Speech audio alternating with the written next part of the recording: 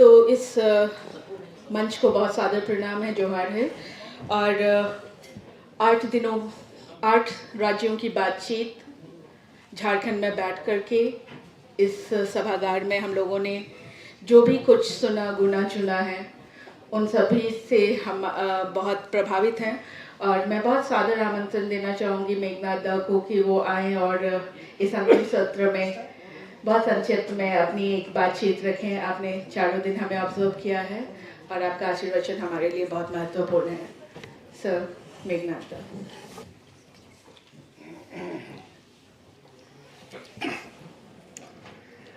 1980s में कुछ समय मैं दिल्ली में रह रहा था और मेरे बहुत से मणिपुरी साथी थे।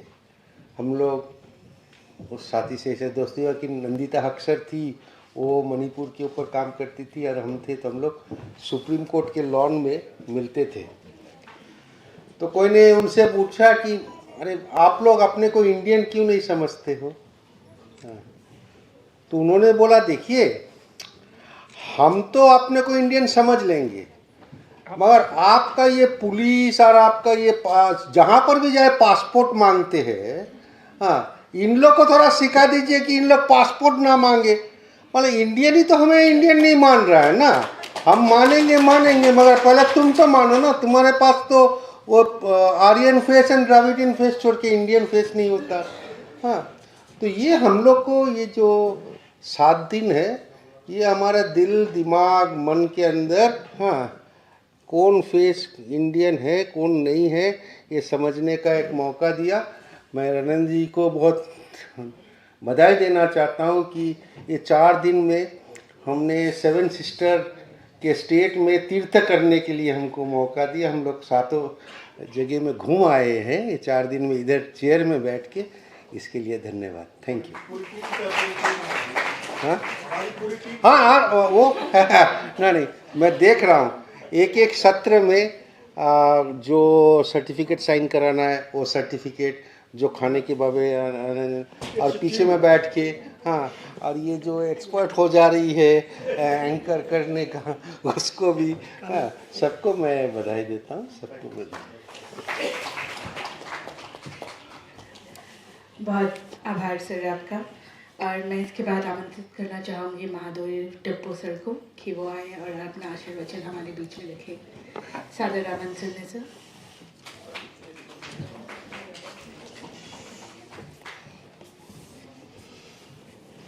सम्मानीय मंच और सभी को जोहार, नमस्कार, खुबलई, और पता नहीं और कुछ शब्द और मैं भूल गया तो इतनी याद है, इसलिए मैं इतने ही बोल रहा हूँ, है ना। तो बहुत अच्छा लगा।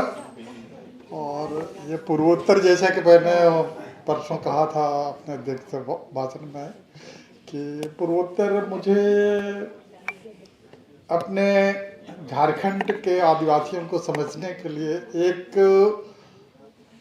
नई दृष्टि, नया अनुभव देने का एक प्रेरणा स्रोत हमेशा से रहा। और वो प्रेरणा स्रोत इस हद तक उसके प्रति लगाव रहा कि जैसे कि मैंने बताया उस दिन कि मैं जब मुझे नौकरी करने के जब मौका मिला और ट्रांसफ़र होने का मौका मिला, तो मैंने लड़कर नॉर्थ ईस्ट मांगा था अपने बॉस से। तो ये था, हालांकि मैं वहाँ 5 साल रहा गुवाहाटी में, और गुवाहाटी में बहुत जगह घूमा। हालांकि कुछ जगह त्रिपुरा वगैरह, मिजोरम वगैरह कई बार कार्यक्रम बना, लेकिन वहाँ जा नहीं सका। लेकिन नागालैंड, कोहिमा, दीमापुर, इधर फिर डिफू, सिलचर, है ना, और ईटानगर, जितने इधर जगह हैं उधर मैंने घूमा। और वहाँ की जो बातें आप लोग बता रहे हैं, तो मैं उतना, क्योंकि उस समय जब मैं वहाँ गया था तो जिस दिन मुझे ऑफिस से रिलीज करने के 1 दिन पहले पूरे पूर्वोत्तर है में भारी बम विस्फोट हुआ और पूरा दहल गया था पूरा नॉर्थ ईस्ट। जब मैं घर में शाम में आया तो मिसेस ने कहा कि मत जाइए गुवाहाटी, देखिए क्या हो रहा है टी। वो पूरा दिखा रहे पूरा नॉर्थ ईस्ट में बम विस्फोट का दृश्य। मैंने श्रीमती जी से कहा कि बाद में उस समय तो नहीं कहा, बाद में कहा, दूसरे दिन मुझे ऑफिस ने रिलीज कर दिया था गुवाहाटी जाने के लिए। तो दूसरे दिन मैंने कहा कि देखो ऐसा है, मैं तो जाऊंगा, नौकरी करनी है तो मैं जाऊंगा, और अगर मेरी मौत कहीं भी लिखी होगी तो हो सकता है तुम्हारी गोद में भी हो और कहीं पर भी हो, उसके लिए कुछ कहा नहीं जा सकता। ईश्वर से दुआ करो कि मैं ठीक ठाक रहूं। और मैं तो गुवाहाटी पहुंचा, और जब गुवाहाटी पहुंचा तो वहाँ जब उतरा और देख रहा तो पूरा सन्नाटा छाया हुआ है। वहाँ मोबाइल उठाया लगा तो वहाँ लग नहीं रहा है। तो वहाँ से एक ड्राइवर ने कहा सर यहाँ आपको नया कनेक्शन लेना पड़ेगा, ये आपका अगर पुराना कनेक्शन है तो वो नहीं लगेगा। तो फिर उसने मुझे वहाँ, मेरा होटल बुक था, ऑफिस ने बुक कर दिया था पलटन बाज़ार पे। तो बोला कि सर आज 50 रुपया लेते हैं लेकिन आज सवारी नहीं मिल रही है इसलिए 75 रुपया लेंगे, लेकिन मैं आपको आपके होटल तक छोड़ कर ही आऊँगा। और उसने बहुत प्यार से मेरे होटल के अंदर तक एकदम पूरे गेट तक वो ले गया और मुझे छोड़ा। मैंने देखा कि गुवाहाटी में पूरा सन्नाटा छा था, क्योंकि एक बार उसके पहले बार गया था और उसमें जो रौनक देखा था वो कहीं नहीं, कहीं आदमी वगैरह कुछ नहीं। तो ये गुवाहाटी का बहुत ही क्या कहेंगे, एक दर्दनाक जो दृश्य था वो मुझे दिखा। लेकिन मैं गया था वहाँ कुछ दूसरे उद्देश्य से, और वहाँ 5 साल रहा तो मैंने असमिया सीखने की कोशिश की। बोल तो नहीं सका लेकिन पढ़ना ज़रूर सीखा मैंने, और असमिया कल्चर या पत्रिकाएं वगैरह भी पढ़ता रहा, लिटरेचर वगैरह पढ़ा। बाद में ऐसा प्यार हुआ कि मैं माजुली तक गया, है ना, माजुली भी गया, और वहाँ के एकमात्र जो असम का हिल स्टेशन है हाफलोंग, उस इलाके में भी गया। उस समय उधर ट्रेन वगैरह नहीं चलती थी, बाद में शुरू हुई 1-1.5-2 साल बाद। तो उधर सिलचर तक गया, सिलचर से आगे तक। सिलचर का कल्चर असम के कल्चर से बहुत अलग था। डिफू में इधर कार्बी लोगों का कल्चर बहुत अलग। लेकिन मैं जितना लोगों से मिक्स होना चाह रहा था, तो एक था कि ऑफिस के कामों से जब कुछ होता था तो वहाँ भाग लेने के लिए अनुमति नहीं मिल पाती थी, जा नहीं पाता था। और उस समय की जो स्थिति थी, सामाजिक राजनीतिक जो स्थिति थी, वो एक हिंदी भाषी लोगों से या जो गैर पूर्वोत्तर के लोगों से ज़रा दूर रहने की वो बने हुए थे। लेकिन फिर भी मैंने 5 साल में वहाँ मैंने वो दूर की, और मैंने बहुत सारे असमिया मित्र बनाए, इतने मित्र बनाए कि बाद में वो लोग मुझे अपने घर के फंक्शन वगैरह में भी बहुत प्यार से बुलाते थे।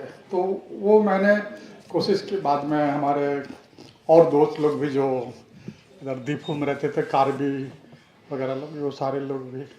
तो खास करके मैं असमिया चीज़ों को देखा, लेकिन असमिया के बहाने पूर्वोत्तर को समझने की एक कोशिश अपने लेख वगैरह में भी मैंने की है, और कुछ संस्मरण या कुछ टिप्पणियाँ वगैरह छोटे छोटे जो भी मैं देख सका, लिख सका, वो लिख कर जो मेरा एक फर्ज था, या एक हिंदी भाषी समाज में पूर्वोत्तर की जो तस्वीर मैं समझ सका, उसको दिखाने की मैंने कोशिश की। जैसे कि मैंने उस दिन बताया था कि मेरे किताब में वो अंडर द साल्ट ट्री जो एक कार्यक्रम होता है रामपुर में, सालाना जो नाटक होता है राभा जी का, शुक्राचार्य राभा जी, वो तो नहीं रहे,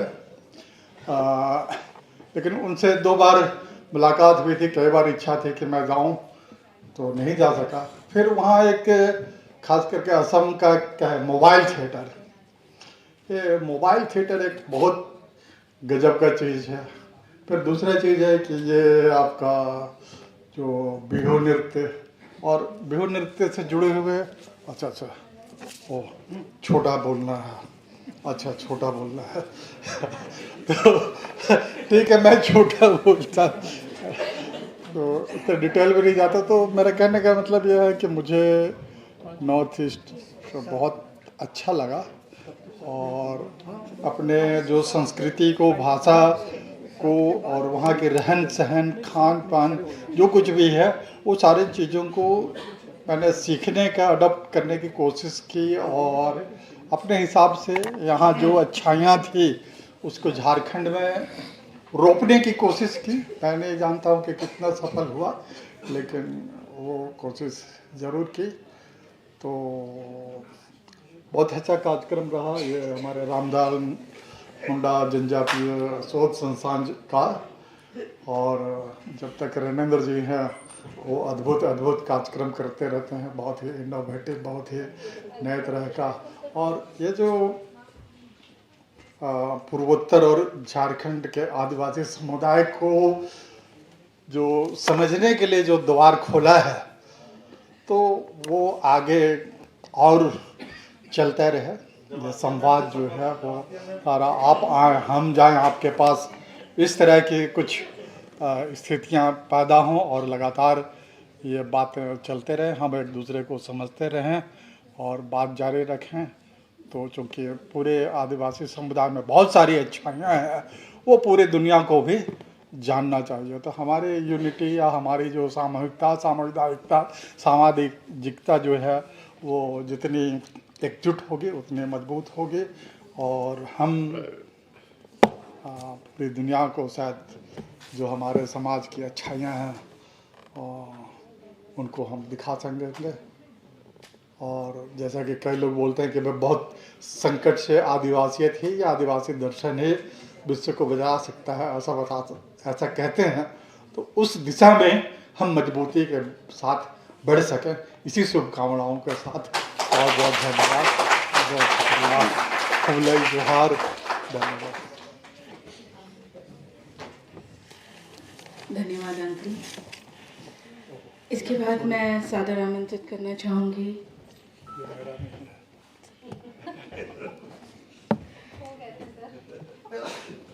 प्रोफेसर आई चौधरी सर को कि आप आएँ और हमारे बीच में अपनी एक बातचीत और एक आशीर्वचन जरूर साझा करें। सादर आमंत्रण से।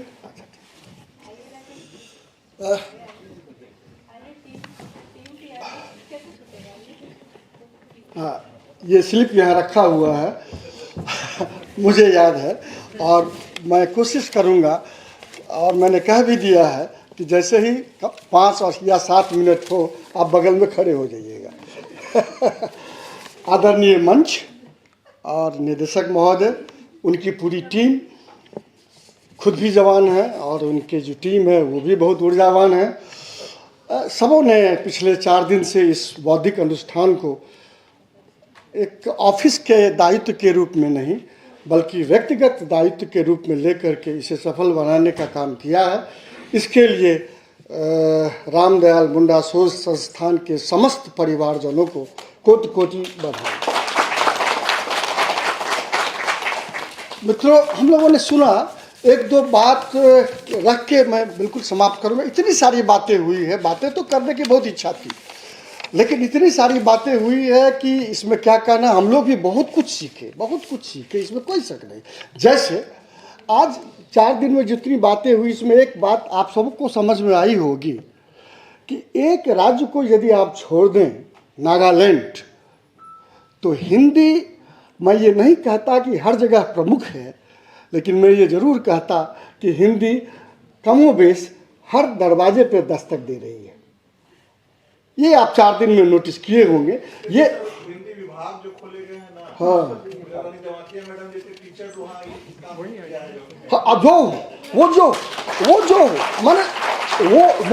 जो, लेकिन हम लोग जो नॉर्थ ईस्ट को समझते थे, वो देखिए, भाषाई संस्कृत के रूप में आप देखिए वो क्या है। क्योंकि आप देखिए कि निश्चित रूप से जब आप देखते हैं किसी भी क्षेत्र के बारे में, तो ये जो विषय है उसमें मुख्य है संस्कृति, और उसके बाद में जुटा है इतिहास। और बहुत पहले ही प्राचीन यूनान के दार्शनिक एक थे, रंदी जानते होंगे, प्रोटागोरस। उसने कहा था कि मनुष्य ही सभी वस्तुओं का मापदंड है। जैसे ही वो कहता है कि मनुष्य ही सभी वस्तुओं का मापदंड है, तो उसने मनुष्य की केंद्रीयता को बिल्कुल स्पष्ट कर दिया। और मनुष्य की केंद्रीयता में जो सबसे इंपॉर्टेंट चीज है वो है संस्कृति। और उसमें, उस संस्कृत में वही मिथ, लीजेंड, कला, म्यूजिक, ये सब चीज़ें जो हैं वो बड़े इम्पोर्टेंट हैं। और वो इसलिए इम्पोर्टेंट हैं क्योंकि आप देखिए ये पिछले कुछ वर्षों में इस तरह की बातें हुई है कि हम जनजातीय इतिहास को इतना नज़दीक से समझने में सक्षम हुए हैं, तब जबकि हम आर्काइव को छोड़ करके स्थानीय लोगों के पास ये समझ पाए कि हिस्ट्री सराउंड्स अस, हमारे इर्द गिर्द इतिहास है, अतीत में भी, वर्तमान में भी और भविष्य में भी रहेगा। इतिहास केवल आर्काइव में ही नहीं है, ओरल ट्रेडिशन में, ओरल सोर्सेस में, वो संस्कृत में वो है। और वो जब से चला, वो लेखनी की संस्कृति जब से चली, तब से जनजातीय इतिहास को हम बहुत मजबूती के साथ आज समझ रहे हैं। और इतना समझ रहे हैं कि वो जो ओरल सोर्सेस है, वो जो लोक संस्कृति है, वो जनजातीय संस्कृति को मेन स्ट्रीम की संस्कृति के सामने में बराबरी पर लाके कमोबेश खड़ा कर दिया है। ये पिछले 20-30 साल की बहुत बड़ी उपलब्धि है, ये एक उपलब्धि है। दूसरी बात आप देखिए, वो वेरिएट एल्विन को हम लोग नहीं भुला सकते। जब हम लोग नॉर्थ ईस्ट की बात करते हैं, नहीं भुला सकते, उनकी चर्चा बहुत नहीं हुई। वेरिएट एल्विन की बहुत बातें आज प्रासंगिक नहीं हो सकती है, लेकिन वेरिएट एल्विन की कुछ बातें आज भी प्रासंगिक है। जिस तरह से बहुत सारी किताबें लिखी गई, एल्विन ने बड़े पैमाने पर किताब वगैरह लिखने का काम किया, उसकी हम चर्चा नहीं करेंगे। लेकिन एल्विन ने कहा था नॉर्थ ईस्ट के आर्ट के बारे में, कल्चर के बारे में, कि वो इसलिए पिछड़ा हो रहा है। ये बड़े मूल्यवान है, नॉर्थ ईस्ट के आर्ट एंड कल्चर बड़े मूल्यवान है, लेकिन वो इसलिए पिछड़े हो रहे हैं क्योंकि वो जो मेन स्ट्रीम का, केंद्रीय भारत का जो उत्पादन है, उस उत्पादन की तुलना में इनकी लोकप्रियता व्यावसायिक दृष्टि से कम है। इस बात को उसने उसी समय में रखा था। लेकिन आज यह सुखद की स्थिति है कि नॉर्थ ईस्ट का जो कल्चर है, जो आर्टिफैक्ट्स है, जो आर्ट्स है, जो पेंटिंग्स है, वो न केवल इतिहास का स्रोत है, बल्कि हमारे बाजार में, हमारी संस्कृति में, हमारी भारतीय संस्कृति में वो बहुत बड़ी पहचान बना चुकी है। मित्रों, आज हमने पूछा भी था कि सेवन सिस्टर्स क्यों नहीं जबरदस्त रूप से यूनाइटेड हो सकता है। होगा, हम उसकी सभ्यता को, संस्कृति को अपने साथ और अधिक जोड़ें, इतना अधिक जोड़ें कि उनमें जो भी थोड़ा बहुत भाव है नागालैंड जैसे देशों, राज्यों का, अलगाव का, वो टूटे। और अब जो ये अभी बात हो रही थी ये रघुभूषण जी से कि जनजातीय संस्कृति को, भारतीय संस्कृति को समझना, समुद्र को नापना आसान है, भारतीय संस्कृति को परत दर परत समझना बड़ा कठिन है, आसान नहीं है। इतनी सुंदरता, इतनी विविधता, इतना चैलेंज, इस चैलेंज को हम बचा के रखें और उसको हम मेन स्ट्रीम में ला के देखें, क्योंकि अब नॉर्थ ईस्ट का जो खतरा है वो आंतरिक खतरा नहीं है, वो खतरा है बाहर का। वो खतरा है जैसे कभी कभी चाइना महोदय पहुंच जाते हैं अरुणाचल प्रदेश में, वो खतरा है बर्मा का, वो खतरा है थोड़ा बहुत बांग्लादेश की तरफ से आता है उसका। हमको अब उसकी तरफ देखना है। नॉर्थ ईस्ट सभ्यता, संस्कृति, चिंतन, सोच के रूप में इतना महान है कि वो भारतीय सभ्यता और संस्कृति का एक अभिन्न हिस्सा बन चुका है। आपने ध्यान से सुना, आपने मुझे मौका दिया। एक बार फिर डॉक्टर रणेंद्र जी को, निदेशक को, सब परिवार को कोटि कोटि धन्यवाद, थैंक यू।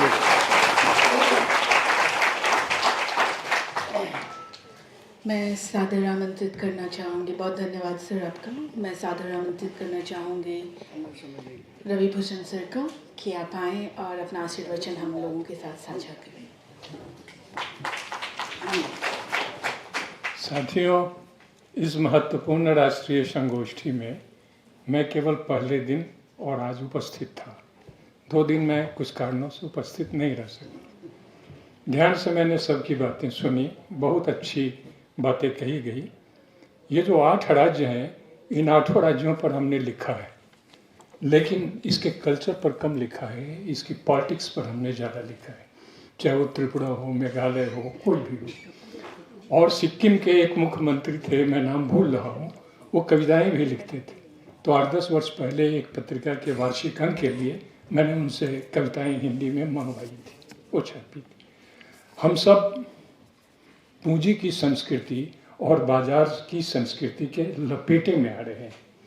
ऐसे समय में जबकि उत्तर पूर्व राज्यों में भी एक साथ 7 बहनें और एक भाई मिलकर, बहुत कम अवसर ऐसे आते होंगे वहाँ कि इकट्ठे बातचीत करें, वैसे समय में यहाँ पर इस तरह की बातचीत करना एक हिंदी भाषी प्रदेश में, यह हमारे लिए बहुत बहुत ही महत्वपूर्ण है। ये संस्कृति के बिना जीवन का कोई अर्थ नहीं है। और इस समय विश्व के स्तर पर ये जब से ये यूनिपोलर वर्ल्ड का कॉन्सेप्ट आया, एक ध्रुवीय विश्व का, तब से आप देखेंगे दुनिया के विविध देशों में, अफ्रीकी देशों में, एशियाई में, भारत के भी विविध हिस्सों में, कि उसका जो सांस्कृतिक वैविध्य है, द ब्यूटी ऑफ डाइवर्सिटी, ये जो संस्कृति है, इस संस्कृति को बाजार अपने में और पूंजी अपने में लपेट रही है। उत्तर पूर्व राज्य की संस्कृति की जो चीज़ मुझे सबसे अधिक अपील करती है, वह है संघर्ष की संस्कृति, प्रतिरोध की संस्कृति। मणिपुर को लेकर मैं 1 महीने तक मेरी जो मनस्थिति थी, मैं आज भी कांप जाता हूँ। और तब मैंने लिखा, मणिपुर की मणि किसने छीनी। मैं केवल शिलोंग गया हूँ और मैं उधर के किसी राज्य में नहीं गया, गुवाहाटी से गुजरा हूँ, लेकिन ये सारे राज्यों को मैं बहुत ध्यानपूर्वक देखता रहा हूँ कि नागालैंड में क्या हो रहा है, मिजोरम में क्या हो रहा है, और आने वाले दिनों में मुझे इस पर और लिखना भी है। हम सबसे ज़्यादा जो प्रभावित होते हैं, खास करके मैं जो प्रभावित होता हूँ उत्तर पूर्व राज्य को लेकर, क्योंकि यह विषय अपने आप में इतना महत्वपूर्ण है। उत्तर पूर्व राज्यों की संस्कृति और सांस्कृतिक इतिहास, ये बिना किसी विजन के ऐसा विषय लिया नहीं जा सकता था। इसलिए मैं रनिन जी को और उनके सहयोगियों को मैं हार्दिक बधाई मैं देता हूँ। इस समय जो सबसे बड़ी बात है वह यह है कि अपनी संस्कृति की रक्षा, संस्कृति का जो सौंदर्य है, संस्कृति का जो वैविध्य है, क्योंकि इस संस्कृति में सारी चीज़ें समेट आ जाती हैं। हमारे बैठने का भी कल्चर है, उठने का भी कल्चर है, खान पान, वेशभूषा, रहन सहन, भाषा, फॉर्म ऑफ आर्ट्स, ये सारी चीज़ें आ जाती है इसकी रक्षा का। और मेरा अपना ऐसा विश्वास है कि उत्तर पूर्व के राज्य बहुत लंबे अरसे तक कई कारणों से इसकी रक्षा करने में समर्थ होंगे। और अंतिम बात यह कि एक सांस्कृतिक प्रतिरोध भी होता है, कल्चरल प्रोटेस्ट।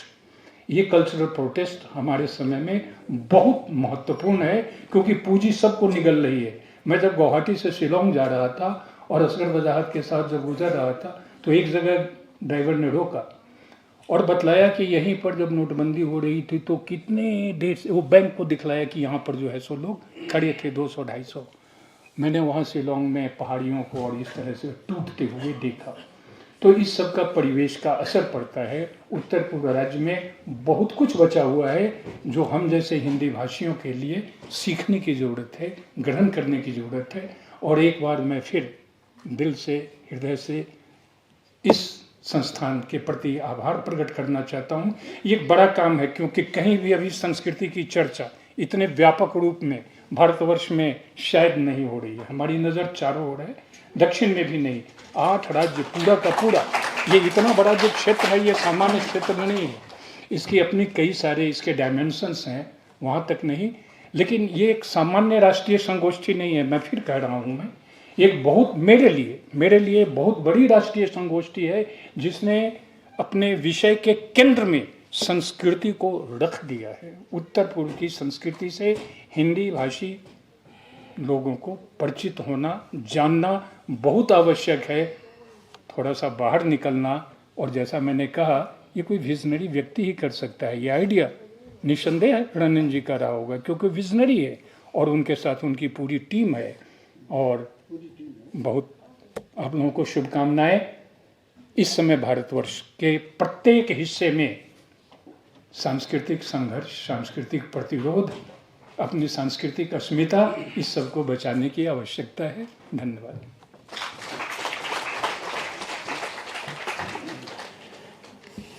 बहुत आभार सर आपका। जिस चीज़ को आपने चिन्हित कराया है वो हम सब अपने जहन में जरूर रखेंगे। और अब मैं बतौर आयोजक की भूमिका में हमारे बीच assistant director Amrita Priyanka Ekka ma'am हैं, वो आएंगी और अपना संबोधन हम लोगों के साथ साझा करेंगी। एक आयोजक के बतौर हम लोगों को एक अच्छे साथियों से भी परिचित इस संस्थान ने कराया है। बहुत स्वागत है मैम।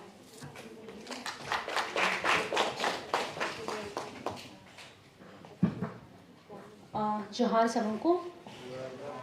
और इस 4 दिवसीय जो कार्यक्रम हुआ उसकी तैयारी हम लोग जनवरी से कर रहे हैं। और केवल ऑफिस टाइम में कि ऑफिस टाइम से बाहर में?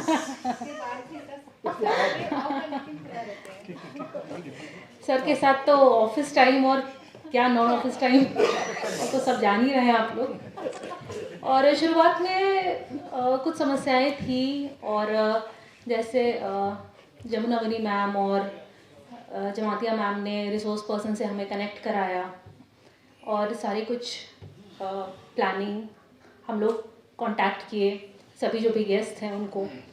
कोऑर्डिनेटर का चयन करना, कोऑर्डिनेटर के साथ फिर सारे गेस्ट्स का कोऑर्डिनेशन, ट्रैवलिंग प्लान्स, सबके लिए हम लोग लगे ही हुए हैं, so that everybody of you have a comfortable stay. I hope you had it without any issues. तो इन 4 दिनों में TRI का ये प्रयास था कि हम अपनी खिड़कियां खोलें नॉर्थ ईस्ट के लिए, कि वहाँ की जो प्यारी सुंदर धूप है वो हम तक पहुँचे। और जो ट्राइबल सोसाइटीज़ हैं अक्रॉस कंट्रीज, अक्रॉस नेशंस, उसमें देखेंगे कि they have more similarities than differences. और क्योंकि इनका जो भी मोड ऑफ प्रोडक्शन है या जो भी संस्कृति है वो, तो इन 4 दिनों में हमने बहुत कुछ आप सबों की संस्कृति के बारे में सीखा, और आशा करते हैं कि आगे भी हम लोग इस तरह का आयोजन करें और एक दूसरे को बेहतर तरीके से समझ पाएं।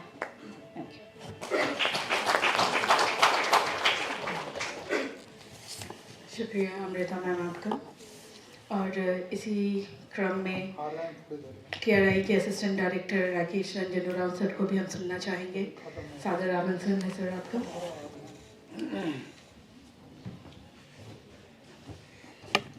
धन्यवाद मैडम।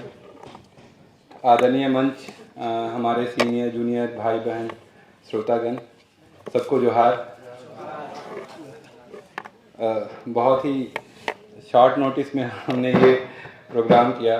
काफ़ी तैयारी करते हैं सामान्यतः, कहीं और भी होता है तो, लेकिन क्योंकि सर की इच्छा थी और बहुत ही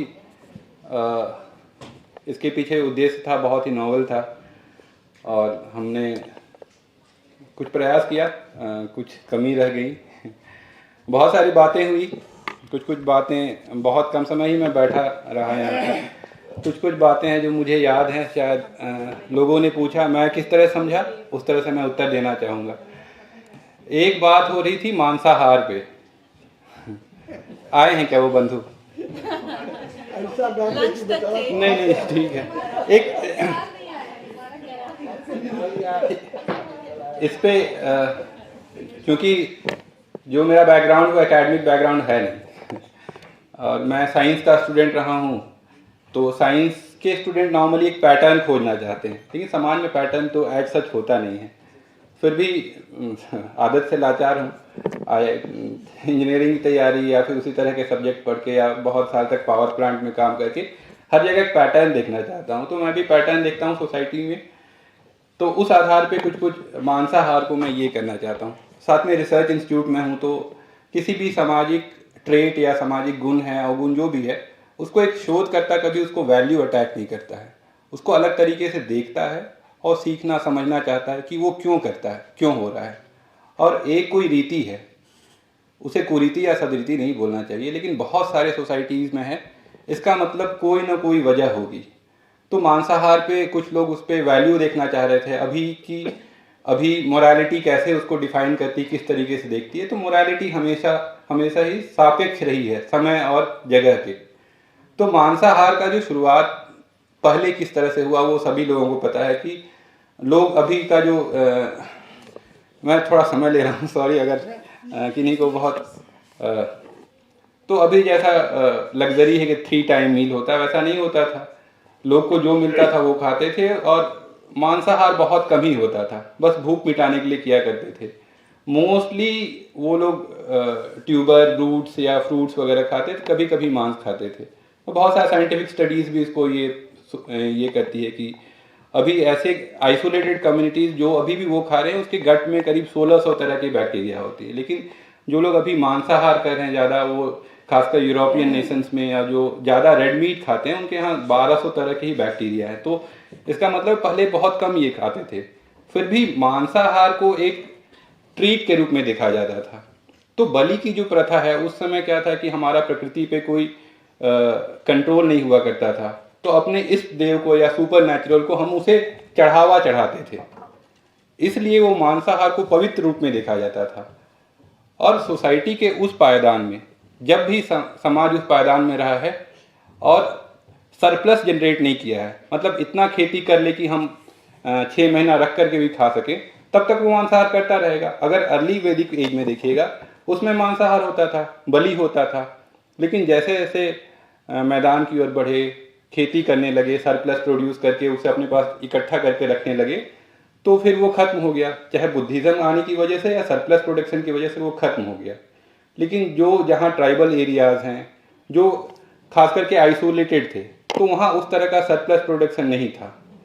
अब अभी के लोग भी ये इससे रिलेट कर सकते हैं। हिली एरिया में नहीं हो सकता है।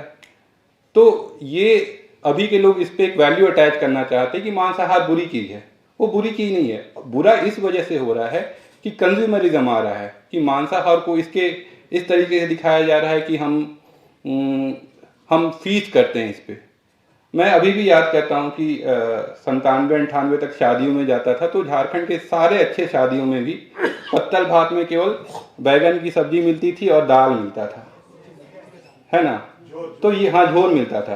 तो ये ट्राइबल वो वाली बात नहीं कि ट्राइबल मांस खाते हैं, मांस खाते थे लेकिन बहुत ही रेयर, कभी पर्व में खा लिए, कभी जंगली शिकार के लिए गई वहां से ले आए तो खाए। लेकिन जिस वजह से अभी बायोडाइवर्सिटी पे लॉस की बात है या जिस तरह की बात है, वो ट्राइबल इस ट्रेड की बात नहीं है। एग्जाम्पल तौर पर बताऊंगा कि 1974 या 75 में एक अकाल जैसा आया था। तो मेरे पिता उस समय थे, मिरले करके गांव है लोहरदगा में, वहाँ तो बताए इतना सूखा पड़ा था कि एक भैंस मर गया। तो उसमें मांसाहार नहीं करने वाले ब्राह्मण लोग भी ओडिया लेके पहुंचे, बोले हम लोग खाएंगे पहले, कहे कि हम लोग खाते नहीं थे, लेकिन किसी के पास कुछ भी नहीं था, वो लोग काट के ले गए और खाए। तो मांसाहार का जो बेसिक रीजन है ये है, इस पे वैल्यू अटैच नहीं किया जाना चाहिए। और क्योंकि खासकर आप लोग जो सोशल साइंस के स्टूडेंट हैं, ये बहुत डिफिकल्ट है करना कि वैल्यू से अपने आप को डिपार्ट कर पाएँ, डिवोर्स कर पाएँ, लेकिन करना चाहिए।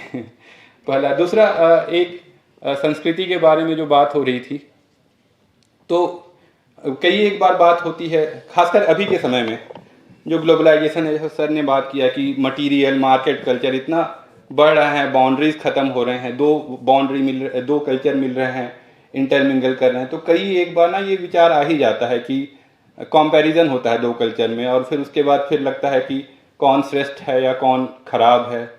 तो शोध संस्थान के ये एम्प्लॉय होने की वजह से भी या जो थोड़ा मोड़ा भी पड़ा हमें ये इसमें नहीं करना चाहिए।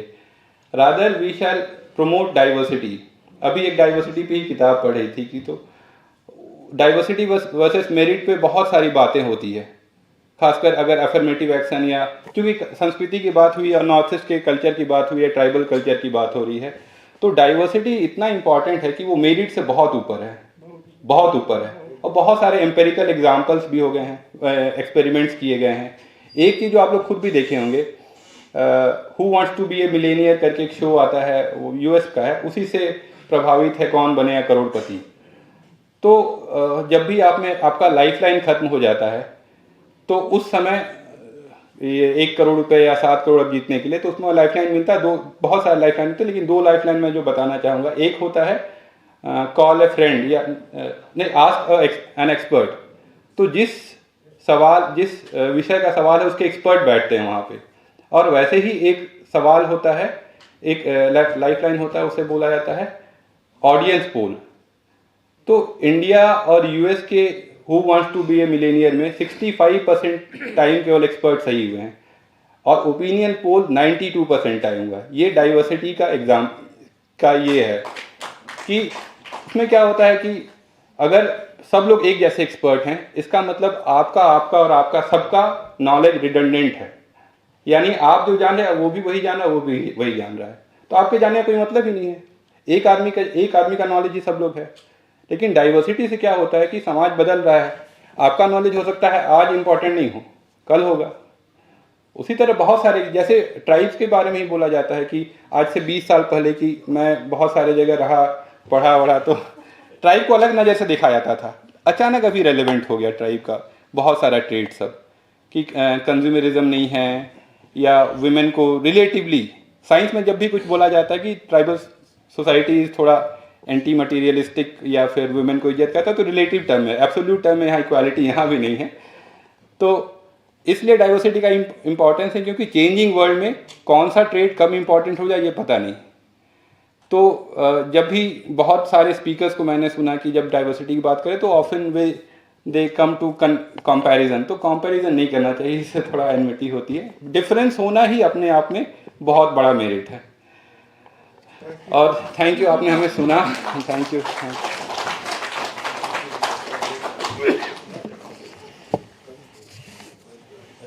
आयोजकों को सुनना अपने में भी अद्भुत है।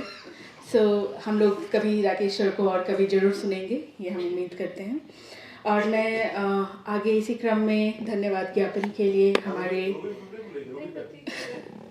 मैम नहीं कहना चाह रही हैं, डिप्टी डायरेक्टर मैम मोनिका टूटी को सादर आमंत्रित करती हूँ कि वो इस सभा में धन्यवाद ज्ञापित करके इसके समापन की घोषणा भी करें। सादर आमंत्रित। धन्यवाद नीतिशा। सबसे 4 दिन का ये समारोह किसी मतलब सपने जैसा ही लग रहा था, और आज अभी अंत में जो समापन की घड़ी है तो जैसा लग रहा है कि वो सपना से हम लोग जाग के वापस अब रोज़मर्रा की ज़िंदगी में जाएंगे। धन्यवाद ज्ञापन बहुत ही औपचारिक होता है, लेकिन ये चूँकि करना है बहुत महत्वपूर्ण भी होता है। तो सबसे पहले तो मैं जो हमारे गेस्ट जो 8 राज्यों से आए हैं, मैं उन सबों का तहे दिल से मतलब TRI के तरफ से आप सबों का झारखंड आने पर आप लोगों को बहुत बहुत धन्यवाद और जोहार करना चाहूँगी। सबका नाम लेना, क्योंकि बहुत लोग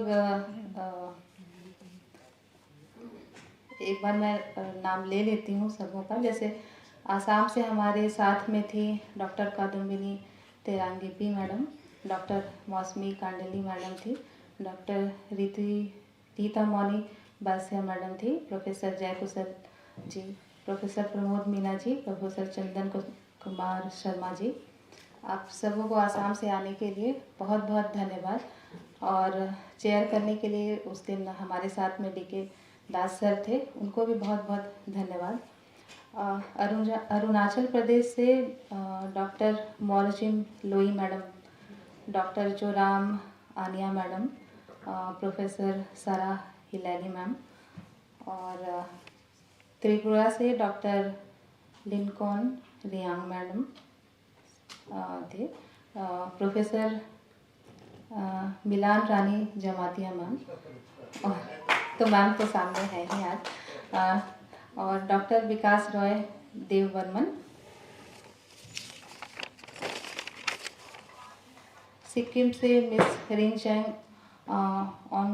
ओंगमू Lepcha, doctor Asha Subba ma'am, professor Deepak Kumar, doctor Chuki Bhutia ma'am, आप सबको सिक्किम से आने के लिए बहुत बहुत धन्यवाद। मणिपुर से मिस तोंगचोंग मोनिका देवी, मिस गैसुनल्यू कामसंग, डॉक्टर रोजी कैमी, मिस्टर जोसेफ अमर, केजी माजबांग, डॉक्टर एलिंगबंग विजय लक्ष्मी मैम, डॉक्टर लपिंगम देवव्रत रॉय, मिजोरम से डॉक्टर जोनाथन चिंग फियांगते, डॉक्टर ख्याति रोहल पुई, और डॉक्टर जोरे सिंहासी पौष मैम।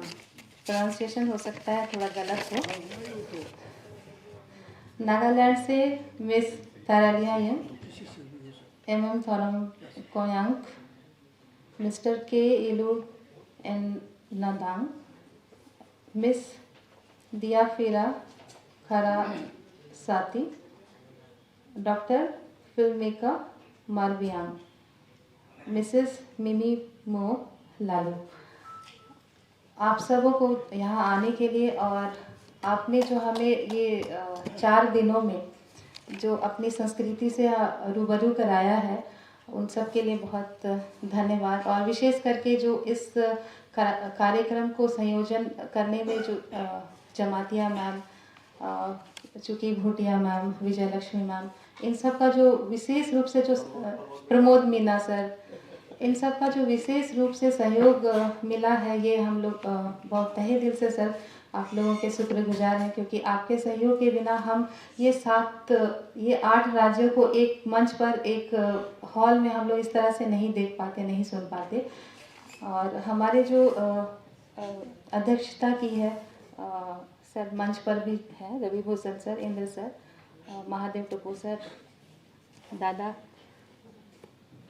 मेघनाथ दादा सर, और मंच पर राणा सर हैं, और जो हमारी टीम में उधर कोऑर्डिनेट करने के लिए जो हमारे साथ में जो बादल हैं, जिन्होंने ये 10 दिनों से प्रयास करके सबके साथ में रहने, खाने और यहाँ सारी व्यवस्थाएं देखी हैं, और त्रिनिशा हमारी पार्टी है यहाँ की। आप सबको इस कार्यक्रम को सफल आयोजन करने के लिए आप लोगों को बहुत बहुत धन्यवाद। और अंत में हमारी एंकर, जिसके बिना कि ये प्रोग्राम संभव नहीं था, आपको हाँ बहुत बहुत, और हाँ पार्वती जी आपको भी, क्योंकि ये कार्यक्रम हम सब का कार्यक्रम है, और इसलिए आप सबों को बहुत बहुत TRI की तरफ से बहुत बहुत जोहार, धन्यवाद। धन्यवाद मैम। और इसके साथ इस आयोजन की समाप्ति की घोषणा हम यही करते हैं। जिनको सर्टिफिकेट्स कलेक्ट करना है वो इन क्यू हो जाएंगे, बाहर में आपको सर्टिफिकेट्स कलेक्ट कर लेना है। Thank you. इस आयोजन की एक खूबसूरती मैं आपको अंडरलाइन कराना चाहूँगी कि मैंने कई आयोजन देखे हैं जिसमें जो शेड्यूल दिया जाता है उस शेड्यूल के कोई ना कोई एब्सेंट होते हैं, पर TRI वो टीम है जहाँ पे कभी कोई एब्सेंट नहीं होता है। ये निमंत्रण कुछ ऐसा जाता है। Thank you. आप सभी श्रोतागणों ने इसे सुना, बहुत बहुत धन्यवाद आप सभी का।